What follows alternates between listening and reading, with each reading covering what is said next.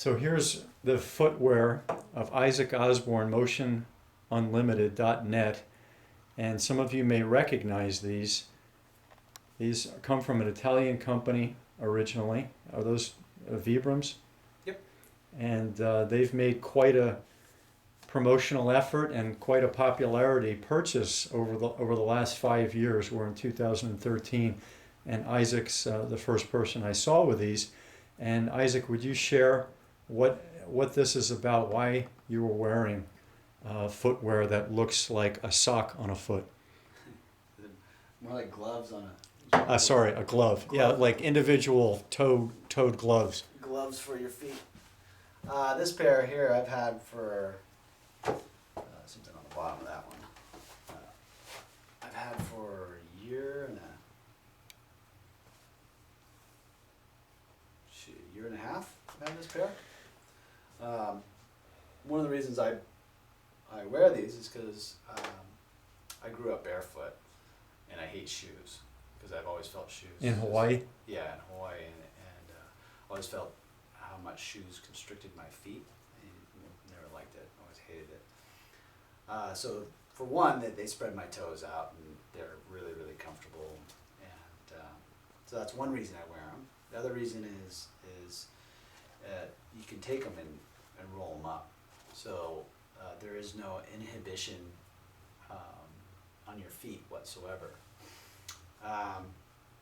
The other reason is that I can feel the ground in them. And Individual parts of your foot can feel the ground. I can even feel sensory grip. Yeah, sensory grip, and the nerves in your feet need to sense the ground. Your feet are in a sense a sensory organ. You need that feedback, and whenever you don't have that feedback, you collapse. Not as I don't like the word collapse. It's not really the proper word. I don't think is because once you remove something from the body, you take something away. It operates differently. It completely operates. It compensates somehow. So what tends to happen is okay, you lose the sensitivity in your feet, and then the body starts either pounding harder onto the ground, or the hips start working differently. Abs and the back start working differently. The spine has to work differently. The kinetic chain operates in compensating. Chain is completely affected by simply changing the foundation, or you change anything in the body, and it will change the way it responds to the environment. So that's a reason why the muscles in your feet. They tend to, when you put your feet in a shoe, you want to scoot over so you can when your foot's not working properly, it's not stimulated by the ground or your surroundings. What happens is the muscles stop working properly, and so especially with like arch support. When you put the foot in a position where there's an arch support underneath the foot, you're literally putting your foot to sleep. Those muscles... Arches are supposed to have pressure down, not up, correct? Correct. So here's an arch. When you put pressure up, you break the arch. Exactly. So you weaken, that's a classic fundamental of arches, a static arch. But the arch of the foot is a dynamic arch, right? But the principles are still there, and well, you have the base of that arch, right? And so that base of the arch has a job. Right, and what is the job of that arch? My guess is it stabilizes. Well, it stabilizes. And reacts. But what the body does is, okay, the connective tissue of the body, right? It's very elastic, and everyone talks about the muscles, including me. But you also have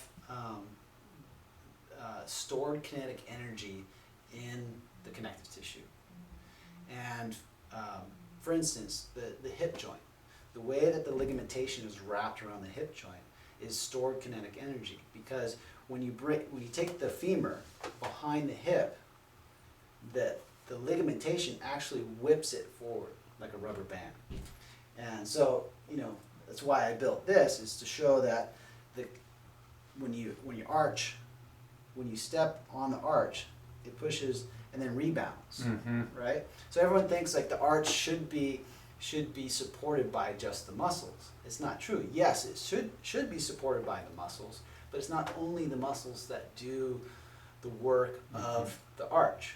I mean, this is your foundation. It's kind of silly to think like all these little tiny muscles on the bottom of the foot actually support the rest of the structure, right? One of the reasons it can do that is because arches are very, very strong. It's a dynamic arch. It's a living arch. It's a spring-loaded arch, right?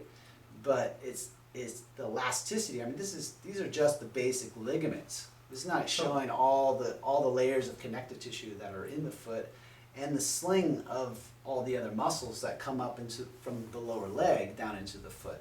So if you were born with either flat feet or you develop them over time, where are you producing the spring to allow you to do what someone who has a proper arch? Everyone's born with flat feet. No one's born with an arch. That's the thing. Well, notice I that? was thinking you look at the babies. potential for flat feet. Some people have a higher potential, don't they, the way their family genetics? Genetics is a very small part of it. Huh. Because, let me ask you this. Who taught you how to walk? I don't remember. Have you ever been around kids? Have you ever Watched other kids. watched kids learn how to walk? Does Somebody's- anybody teach them? Somebody's holding their hand quite often. Their first, Yeah, but is that really teaching somebody how to walk? no. No, it's And not. They learn it by themselves? That's the answer? Exactly. Okay. But they learn it through observation. Mm-hmm. Who did they learn it through? They observe their surroundings, right? Children are wonderful observers, but very poor interpreters. And they'll do as I say, not as I do. Mm-hmm. I mean, classic story. My son, you know, I was making him a sandwich, and I was making a sandwich for myself too. And he grabs a sandwich in his plate. He starts walking to the table and takes a bite of his sandwich before he sits down. I'm like, Byron, I've told you so many times. And he saw you doing it. Well, that was the funny thing, right? He did, but I didn't realize that. You were And I the told him- chef that was just- taking a I was- bite. Exactly. I told him so many, you know, right there. I've told you so many times, don't do that. And I turn around and I start walking to the table and I took a bite unconsciously. So that's an unconscious movement pattern, right? He got it from me by watching me, and it was unconscious in him. So you take that into account from all your surroundings, your brothers, your sisters, your parents, your Kids grandma, on the aunties, playground. uncles, all right, kids on the playground. All these movement patterns become instilled in your body if you want them to. That child somehow subconsciously goes, I want to move like that, or I want to move like that, or that's how I'm And going to humans move. take forever to develop compared to a baby tiger. Right. They're rolling around, able to follow their mother on taking an antelope, 2 miles away. They're able to do that at a very young age. Not a human kid. It's pretty wild. So you take that into account, right? These movement patterns. People set themselves up for these movement patterns. Is it genetic to have a hip issue? There might be a small part of genetics that come into play. That's a whole nother talk about, like Weston Price Foundations, work with and nurse cats and nutrition and physical degeneration. Yeah, that's a whole nother topic, and it definitely comes into play with all of this. It's never just one thing. Yeah.